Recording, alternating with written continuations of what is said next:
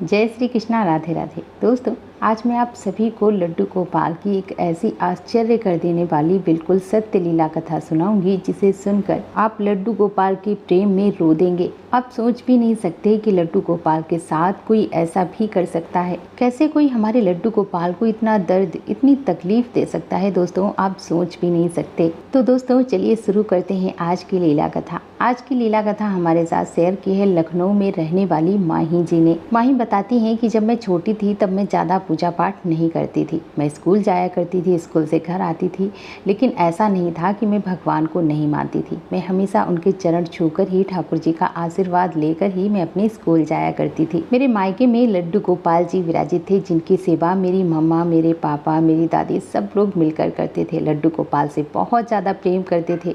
जैसे ही मैं धीरे धीरे बड़ी होती गई, मैं लड्डू गोपाल से प्रेम करने लगी, उनके बारे में ज़्यादा से ज़्यादा जानने लगी। और जब मैं बड़ी हो गई तो मैं अपनी मम्मा से पूछती थी कि मम्मा, आप लड्डू गोपाल की इतनी सेवा क्यों करती हो? तो वो मुझे हमेशा बताया करती थी कि ये भगवान श्री कृष्ण के बाल स्वरूप हैं लड्डू गोपाल। बच्चे की तरह इनकी सेवा पूजा की जाती है। और बेटा, जो लोग भी लड्डू गोपाल की सेवा पूजा करते हैं वो इनसे कोई ना कोई रिश्ता अवश्य जोड़ लेते हैं। मैं इन्हें अपना पुत्र मानती हूँ और पुत्र भाव से ही मैं लड्डू गोपाल की सेवा पूजा करती हूँ।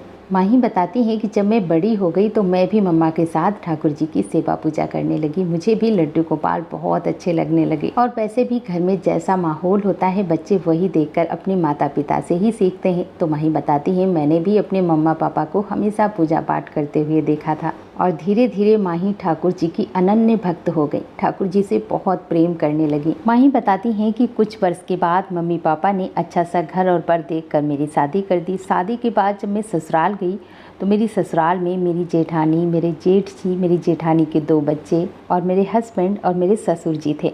मेरी एक ननद थी जिनकी शादी हो चुकी थी। मेरी सासू माँ नहीं थी, वो मेरी शादी से पहले ही बैकुंठ धाम को चली गई थी। माही बताती हैं कि मुझे इस बात का बहुत दुख होता था कि मेरी सासू माँ नहीं थी। मुझे उनकी कमी हमेशा ससुराल में खलती थी, क्योंकि मुझे कोई अच्छी बात नहीं बताने वाला था, ना ही कोई मुझे समझाने वाला था। और मेरी जो जेठानी थी वो मुझे ज़्यादा पसंद नहीं करती थी। वो हमेशा अपने पति और बच्चों में व्यस्त रहती थी, मुझसे ज़्यादा बात नहीं करती थी और ना ही मुझसे ज़्यादा मतलब रखती थी। मेरे हस्बैंड जो थे वो बैंक में जॉब करते थे, इसीलिए वो भी चले जाया करते थे। अब मैं घर पर अकेली रह जाती थी, मुझे बिल्कुल भी अच्छा नहीं लगता था। इसके बाद जब मैं मायके गई तो मैंने अपनी मम्मी से कहा कि मम्मी, मैं वहाँ पर अकेली रहती हूँ, मुझे अच्छा नहीं लगता, तो इस बार जब मैं जाऊँगी ना तो मैं भी लड्डू गोपाल को अपने साथ लेकर जाऊंगी। इसीलिए मैं ठाकुर जी की सेवा पूजा करूंगी, उनसे प्रेम करूंगी, दुलार करूंगी, उन्हें अपने रूम में बिठाऊंगी, उनसे बातें करूंगी तो मुझे भी अच्छा लगेगा। मेरी बात सुनकर मेरी मम्मा ने मुझे मना नहीं किया और मुझे मार्केट से लड्डू गोपाल जी ला कर दिए। इसके बाद जब मैं इस बार अपनी ससुराल आई तो अपने लड्डू गोपाल को अपने साथ लेकर आई। ये देखकर मेरे ससुर जी बहुत खुश हुए कि चलो, कम से कम एक बहू मेरी सेवा पूजा नहीं करती है, कम से कम छोटी बहू मेरी ठाकुर जी की सेवा पूजा करती है,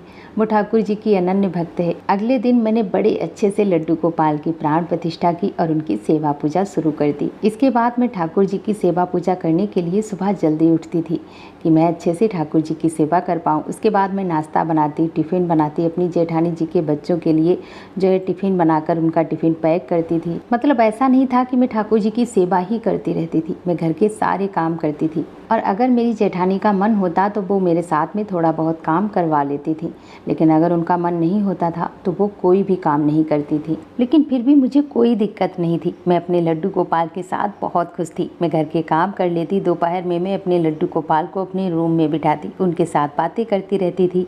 इसी तरह से हमारे दिन बीत रहे थे। अब मैं लड्डू गोपाल की अच्छे से सेवा करती, पूजा पाठ करती, अपने ससुर जी का सबका ध्यान रखती, तो मेरी ननद भी मुझसे बहुत प्रेम करने लगी कि मैं ठाकुर जी की इतनी सेवा करती हूँ और अच्छे से सबका ध्यान भी रखती हूँ। माही बताती हैं, मेरे परिवार वाले जो थे मेरी ससुराल में, वो लोग भी मेरी तारीफ करने लगे, लेकिन ये चीज़ मेरी जेठानी को बर्दाश्त नहीं होती थी। उनसे मेरी तारीफ सुनी नहीं जा रही थी, उन्हें बहुत ज़्यादा जलन होती थी। अब वो मेरा काम बिगाड़ने की कोशिश करने लगी। अब वो क्या करती कि हर समय मेरे काम में नुक्स निकालती रहती और सबसे यही कहती कि आज सारा दिन लड्डू गोपाल की सेवा पूजा करती है, घर का कोई भी काम ढंग से नहीं करती है। यहाँ तक कि मेरे ससुर को मेरी ननद के पास कॉल करके उन्हें भी भड़काया करती थी मेरे खिलाफ कि पहले तो ये अच्छे से काम करती थी, लेकिन जब से ये लड्डू गोपाल को लेकर आई है ना, तब से कोई भी काम ढंग से नहीं करती है। दिन भर बस लड्डू गोपाल, उन्हें स्नान कराना, उनका श्रृंगार करना, उन्हें भोग लगाना, बस यही करती रहती है दिन भर। माँ ही बताती हैं कि कभी कभी मैं अपनी जेठानी जी से कह भी देती थी कि दीदी मैं तो घर के सारे काम करती हूँ, सबका ध्यान अच्छे से रखती हूँ, खाना भी बनाती हूँ, सारे काम खत्म करने के बाद में अपने लड्डू गोपाल की सेवा पूजा करती हूँ, तो आप ऐसे क्यों करती हो। मेरी बात सुनकर वो गुस्सा हो जाती और मुझसे कहती कि तू अब मुझे सिखाएगी,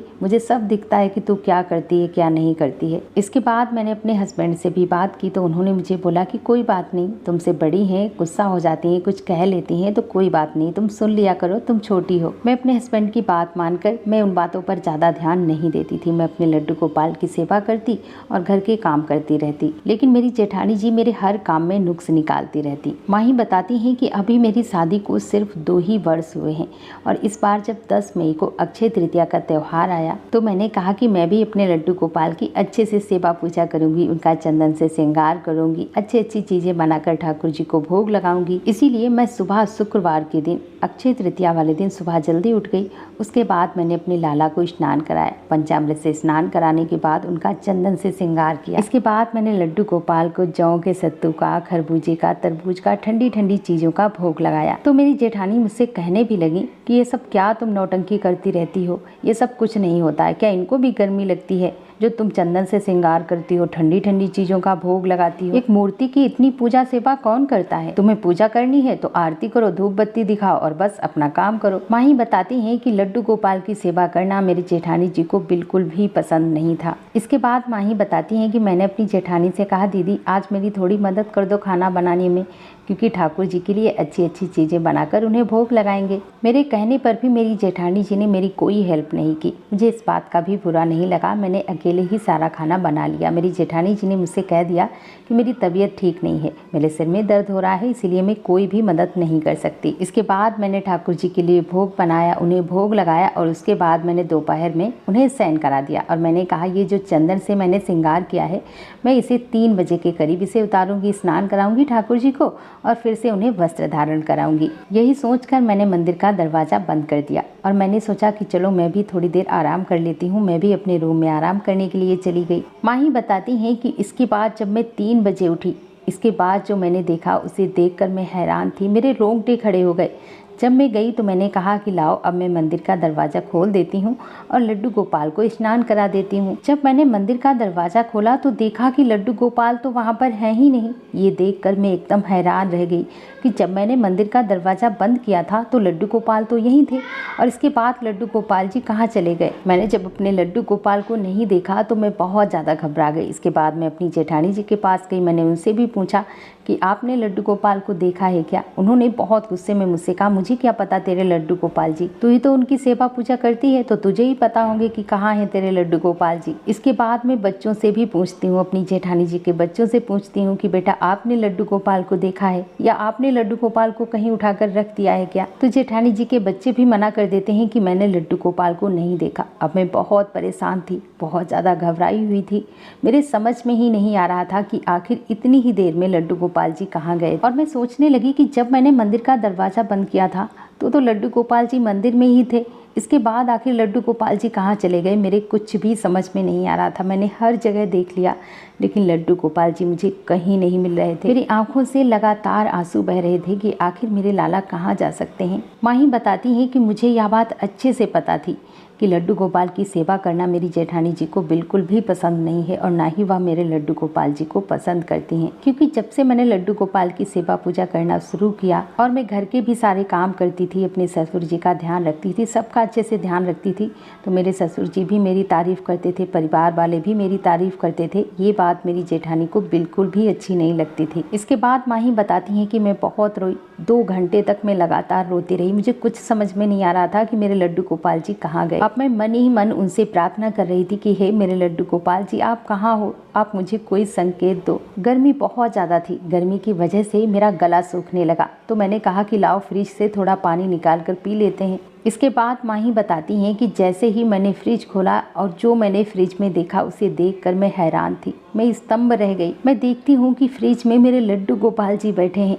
मेरे ठाकुर जी का पूरा चंदन गीला हो रहा था। जब मैंने लड्डू गोपाल को फ्रिज से उठाया तो उनका श्री विग्रह पूरी तरह से ठंडा पड़ चुका था। माही बताती हैं कि लड्डू गोपाल की ऐसी हालत देखकर मुझे बहुत दुख हुआ। मैं बहुत रोई लड्डू गोपाल की ऐसी हालत देखकर। और मुझे एक बात समझ में नहीं आ रही थी कि सामने वाले को नीचा दिखाने के लिए लोग भगवान तक को नहीं छोड़ते हैं। और मुझे यह बात अच्छे से समझ में आ गई थी कि यह किसी और ने नहीं किया है, यह सब कुछ मेरी जेठानी जी ने ही किया है। लड्डू गोपाल को इस तरह से देखकर मुझे बहुत गुस्सा आया। इसके बाद मैं सीधा अपनी जेठानी के पास गई। मैंने उनसे कहा कि दीदी ये सब क्या है, आपने मेरे लड्डू गोपाल को, इतने छोटे से कृष्ण कन्हैया को आपने फ्रिज में रख दिया। क्या आप अपने छोटे से बच्चे को फ्रिज में बैठा सकती हैं क्या? और वैसे भी अगर आप लड्डू गोपाल की सेवा पूजा नहीं करती हैं, उनसे प्रेम नहीं करती हैं, तो आपको क्या दिक्कत है अगर मैं लड्डू गोपाल की सेवा करती हूँ, मैं उनसे प्रेम करती हूँ। माही बताती है कि मेरी बात बिल्कुल भी मेरी जेठानी मानने को तैयार नहीं थी। वो मुझसे झगड़ने लगी और कहने लगी कि मैंने तेरे लड्डू गोपाल को फ्रिज में नहीं रखा है, मुझे नहीं पता कि तेरे लड्डू गोपाल जी फ्रिज में कैसे गए। इसके बाद माही बताती हैं कि यह सारी बात जब मेरे हस्बैंड आए मैंने उन्हें भी बताई, अपने जेठ जी को बताई। और फिर मैंने उनसे कहा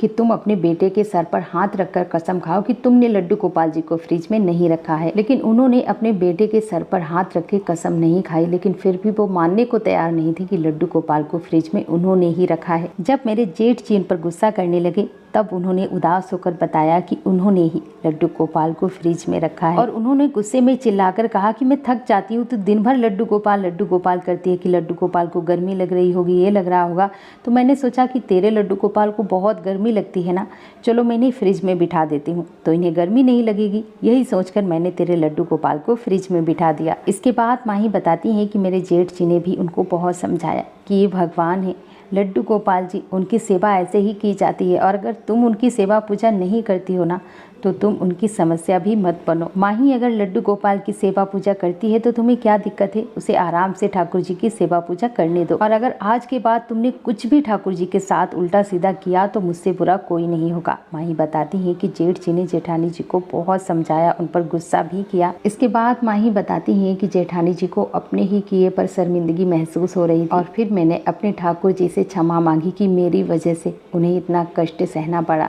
इसके बाद मैंने लड्डू गोपाल को स्नान कराया, उनका श्रृंगार किया, उन्हें वस्त्र पहनाए। और फिर जब मैं शाम को खाना बना रही थी, खाना बनाने के बाद जब मैं मंदिर की तरफ गई तो मैंने देखा कि मेरी जेठानी जी ठाकुर जी के सामने हाथ जोड़ के खड़ी थी और उनकी आंखें नम थी। शायद वह लड्डू गोपाल से क्षमा मांग रही थी कि उन्होंने उनके साथ बहुत गलत किया है। इसके बाद माही बताती है कि अब मैं लड्डू गोपाल की सेवा पूजा करती हूँ तो मेरी जेठानी जी उसमें नुक्स नहीं निकालती हैं और ना ही मुझसे कुछ कहती हैं और घर के काम कराने में, खाना बनाने में हमारी मदद भी करती हैं। और जब भी मैं ठाकुर जी की सेवा पूजा करती हूँ तो उनसे बस एक ही प्रार्थना करती हूँ कि मेरी जेठानी जी को भी भक्ति के मार्ग पर लाएं, उन्हें भी सही रास्ता दिखाएं, उन्हें भी अपनी भक्ति, अपनी सेवा का मौका दे। माही जी, आपका बहुत बहुत धन्यवाद जो ठाकुर जी की लीला कथा आपने हमारे साथ शेयर की, जिसे मैं अपने चैनल के माध्यम से बाकी सभी भक्तों तक पहुँचा पाई।